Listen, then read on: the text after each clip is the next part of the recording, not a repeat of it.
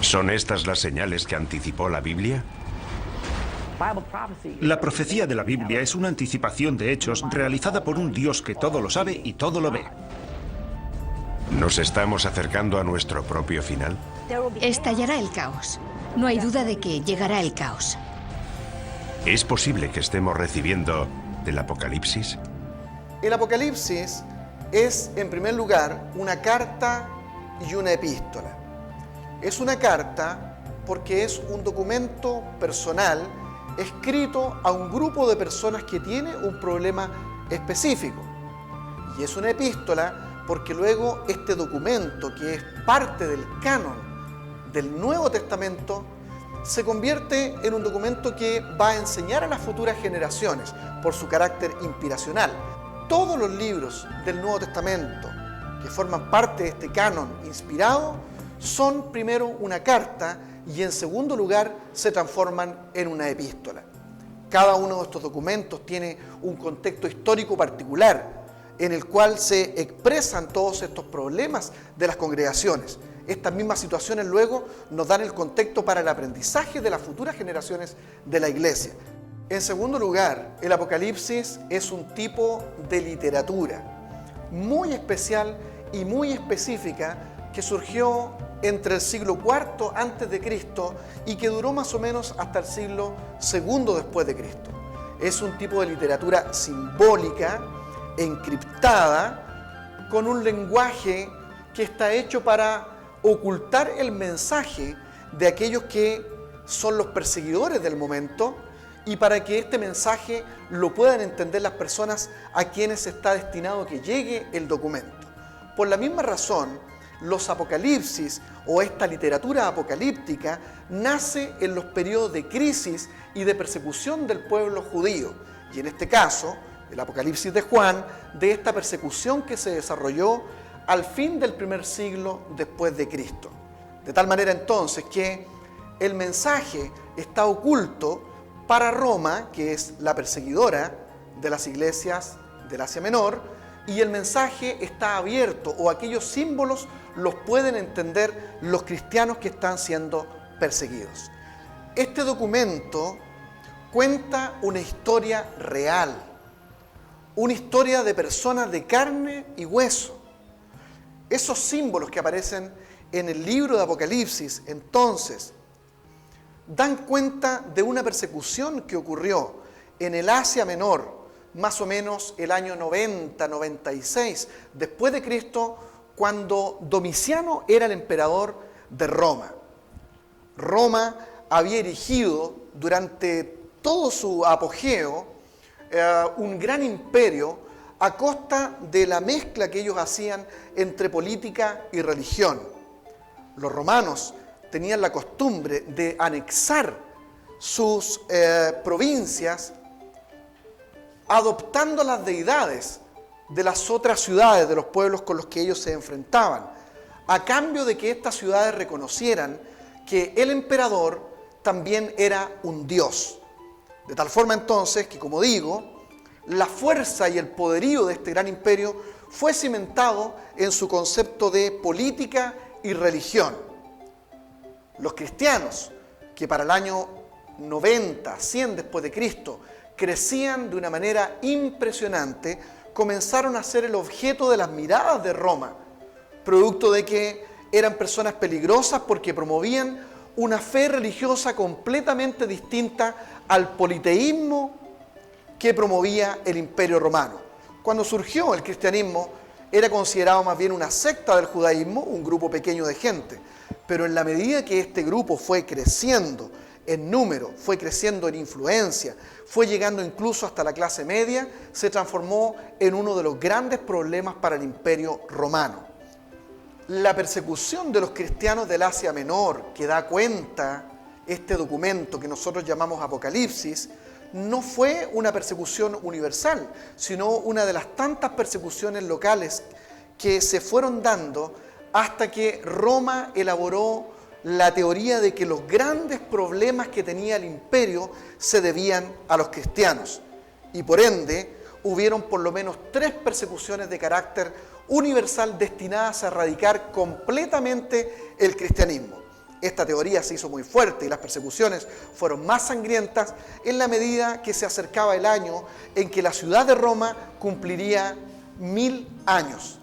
De esta forma, entonces, el documento que nosotros llamamos Apocalipsis es un documento que cuenta una historia real.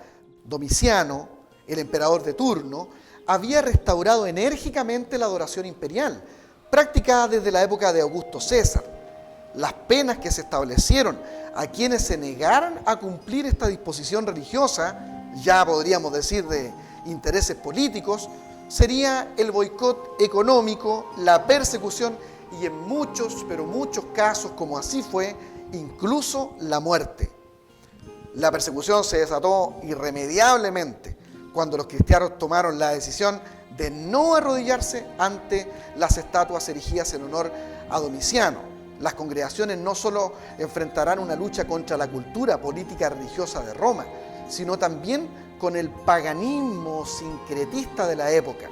La forma en que Juan escribe entonces es el género literario apocalíptico, un lenguaje simbólico destinado a ser entendido solo por los receptores y escondido a los enemigos, en este caso el Imperio Romano y sus funcionarios. Con todo este contexto histórico, entonces, esta revelación que llamamos el Apocalipsis tiene origen inmediato u ocasión cuando Juan Apóstol, quien se encuentra preso en la isla de Patmos, ya viejo, recibe las noticias de que comienza esta persecución a las iglesias que no están dispuestas a arrodillarse frente al emperador. A través de la historia, la iglesia ha ido desarrollando lo que podría denominarse escuelas de interpretación del Apocalipsis. Son formas de leer este libro. En primer lugar, la interpretación preterista, una de las más importantes y que va muy de la mano de lo que he venido comentando hasta aquí. Mirar el Apocalipsis en términos históricos. El preterista nos dirá: este libro, que parece tan difícil de entender por la cantidad de símbolos que tiene, es muy fácil entenderlo si uno toma en cuenta que todos estos símbolos y toda esta escritura, toda esta literatura, está enmarcada en una historia real, de personajes reales de carne y hueso, de una vocación específica, de tal manera que los símbolos cobren sentido. Una segunda forma de interpretar el libro es lo que se conoce como idealismo, también filosofía de la historia. Desde este punto de vista, el idealista considera que el Apocalipsis como obra literaria no cuenta una historia real, sino que más bien es una construcción hecha para explicar acontecimientos que pasan en la vida de las personas y la vida de la iglesia a través de todos los tiempos. Estas persecuciones, estos apocalipsis, son los malos momentos que viven las personas y que ha vivido la iglesia a través de todo el tiempo. Es una manera de entender la vida. Finalmente, como grandes escuelas de interpretación del Apocalipsis, también está el futurismo, que es una manera un poco popular de ver el Apocalipsis, pero que ha cobrado mucha fuerza, sobre todo en los últimos 100 años, y que mira el libro de Apocalipsis como un documento hecho para las generaciones del tiempo del fin. De esta manera, todo lo que relata el libro de Apocalipsis no ha acontecido aún, sino estaría por acontecer. Para los futuristas, sobre todo desde el capítulo 4 al capítulo 19 del libro de Apocalipsis, son eventos que aún no han ocurrido y que va a vivir la generación del fin. Por esta misma razón, muchas iglesias, sobre todo de carácter pentecostal, esperan la llegada del Apocalipsis como un evento al fin de la historia. Y cada generación que ha pasado ha considerado que su generación es la última generación y la que va a ver el tiempo del fin y el cumplimiento del Apocalipsis. Estas tres formas de ver el Apocalipsis son lo que se denominan las escuelas de interpretación. El preterismo, que es altamente histórico, el idealismo, que es filosófico, y el futurismo, que no toma en cuenta la historia del Apocalipsis, sino que considera que esta es una carta para el tiempo del fin. Evidentemente, la mirada futurista de este libro, mirar esta carta como una carta desconectada de su historia original y como un documento que está por cumplirse en el final de la historia, tiene una tremenda influencia en el pensamiento de los cristianos y de la Iglesia en general. Pero esto sobre todo en el sur de los Estados Unidos, en América Latina y en Chile, que tienen nexos comunes de evangelización y de estudio de la Biblia. La influencia ha sido que la Iglesia evangélica resuelve la crisis social que vive el mundo, los problemas económicos y todas las cosas que ve en esta tierra desde el punto de vista escatológico. Es muy común escuchar en las iglesias que no es necesario hacer cosas por la educación o meterse en temas de leyes, política, sociedad, porque no vamos a poder arreglar este mundo. Este mundo se arregla con la segunda venida de Cristo y el cumplimiento del Apocalipsis en este evento. Esto ha ocasionado, en palabras de Cristian Lalib de Epinay, por ejemplo, escritor de un libro llamado El refugio de las masas, una de las mejores obras de análisis sociológico de la Iglesia evangélica chilena, lo que se conoce como la reproducción del modelo hacendatario. Vale decir que el asistente a la iglesia no tiene mucha opinión, sino lo que debe hacer es seguir lo que dictaminan los líderes más importantes de la iglesia, sin meterse en nada que tenga que ver con el mundo. El trabajo de la iglesia sería orar, confiar en Dios y esperar la segunda venida de Cristo y el Apocalipsis para poder solucionar los problemas que tiene enfrente. Todo esto claramente es un tremendo nivel de influencia escatológico y apocalíptico sobre la iglesia cristiana, lamentablemente.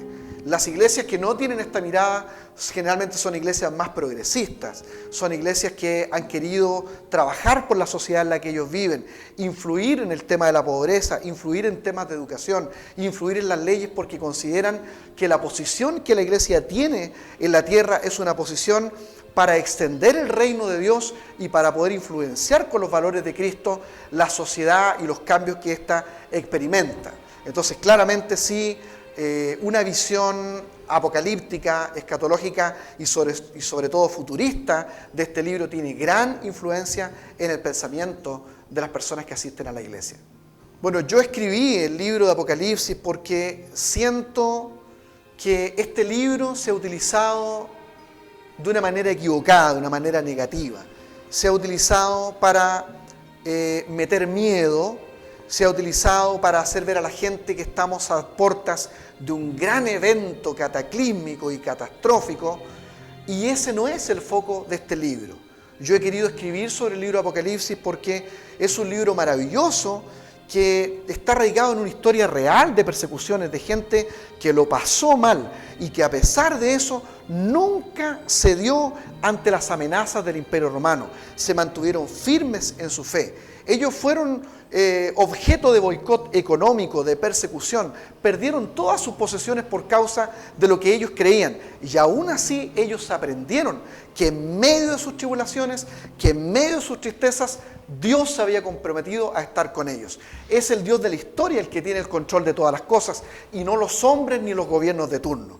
Por esa razón yo he pensado que es importante hacer una relectura de este libro de cara al siglo XXI para rescatar los elementos pastorales y las grandes enseñanzas que este libro tiene para las personas que sufren, para las personas que están solas, para las personas que están enfermas, para la gente que se siente perseguida. Este es un libro fascinante, lleno de misericordia y de las promesas de que Dios estará con los suyos en medio de las tribulaciones. Eso es lo que a mí me ha inspirado para escribir sobre este libro tan complicado y tan debatido, pero tan maravilloso e inspirador en tiempos de dificultad.